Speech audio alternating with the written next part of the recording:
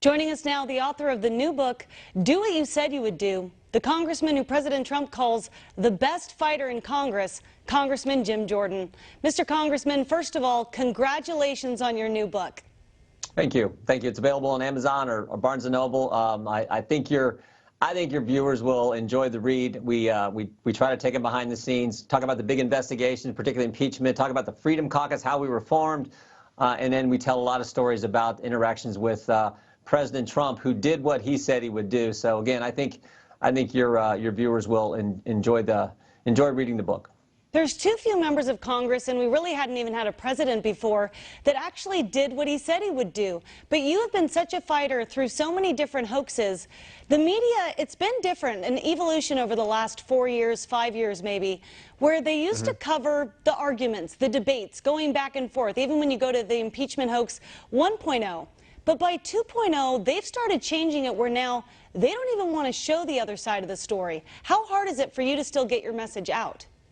Well, we have great networks like yours who are covering the truth and getting out the information that the American people need to hear. But this idea that somehow we're the problem, I mean, understand what happened this past week. The FBI, the Justice Department sicked the FBI on parents showing up at school board meetings. They did so after the School Board Association sent a letter to President Biden. 5 days after President Biden gets that letter, Merrick Garland decides the FBI is going to go after parents, sets up a dedicated line of open threat communication, what I called a snitch line on parents. He does that, and Americans are so upset by that. What does the school board do at 8 o'clock on Friday night, last Friday night? They apologized for their initial letter that prompted this whole thing. So if anyone's sicking anybody on anyone's politics are wrong, it's what the Democrats are doing. And for the left, in your opening statements, to talk about, oh, it's Republicans who are out of step, you've got to be kidding me. The American people have common sense, and they see what's going on. This is what's so unbelievable. They're calling Republicans insurrectionists. They're calling parents domestic terrorists. There's so much trying to, not even slander at this point, or demonize. They're trying to say if you identify or you stand up for your kids, you stand up for your country, you're going against the government, and that therefore makes you the #1 threat. Yeah, I mean, the Attorney General, when we had him in front of the committee last week, he didn't even know that the National Security Division, which deals with domestic terror threats, he didn't even know that was part of the task force that he was organized. He couldn't even answer how that was the case, even though it was in the Justice Department's press release that went out the same day with his memo. So that's how crazy it has become. And again, going after parents who simply don't want this racist, hate America curricula and curriculum taught to their children. I mean, that's what parents were speaking out against, and yet we set up this snitch line on parents, and we have these organizations, these meetings happening in the next 30 days with the National Security Division, these task force being formed. That's what's so frustrating. But you know what?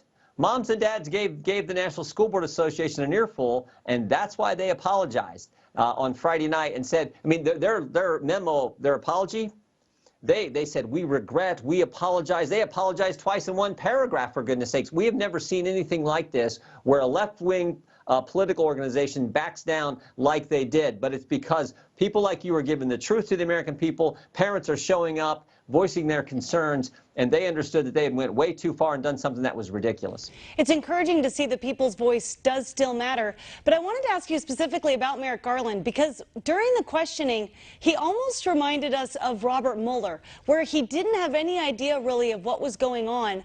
Is it really now these figureheads that are in government, the deep state really is the one running each of these departments, where the figureheads really have no clue what's going on?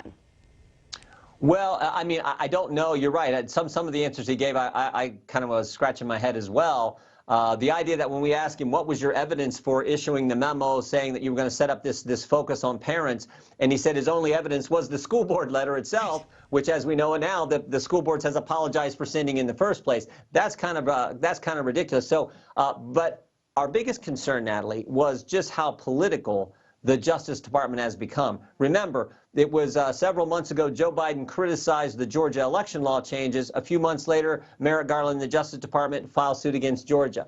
More recently, President Biden criticized the Texas pro-life law. 8 days after that, Merrick Garland, the Justice Department, sued the state of Texas. And then, of course, we had what we've been talking about here, the school board situation, where on September 29th, the School Board Association sends that letter. 5 days later, the Justice Department issues their memorandum, putting the FBI and getting the FBI involved in local school board meetings and local school board matters, only again to have, as I've said, the School Board Association apologize for the letter that started it all. So this politicization of the Justice Department is very scary. But again, it's not new. We saw it happen a few years back when the FBI used the fake dossier to go after President Trump's campaign and spied on his campaign. So that's the part that troubles Americans, and that's what we got to push back against and put an end to. And now they get the Hulu documentary. They should do a documentary on the work you did exposing what was going on in this deep state. But when you look at all these different things that they're doing, they're only listening to letters, for the most part, from their lobbyists, from their politicians, whereas you all have been asking for answers, demanding answers, even the origins of the China virus. We need reparations for that. Yep. But all of these investigations that the DOJ should be prioritizing, they don't even want to talk about, let alone, oh, we didn't know about this, Zuckerberg. Oh, I never heard that report before about all those Zuckerbucks. What are they really doing every single day besides terrorizing the people? Well, one of the things we've asked, we sent a letter today signed by every Republican member of the Judiciary Committee. We sent a letter to the Attorney General asking him to officially rescind the memo.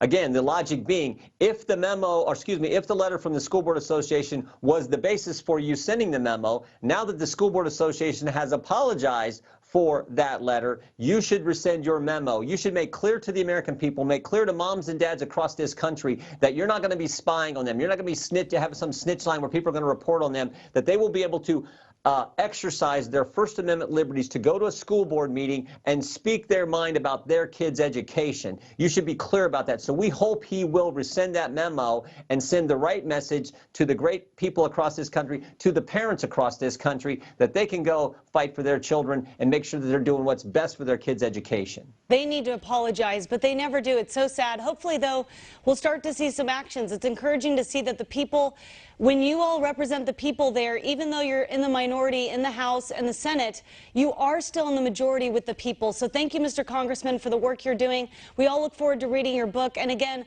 thank you for fighting the swamp. We know that makes you a target out there, but the people, otherwise, if we didn't have you fighting, no one would be fighting for us. So thank you. Keep up the good work, and God bless you.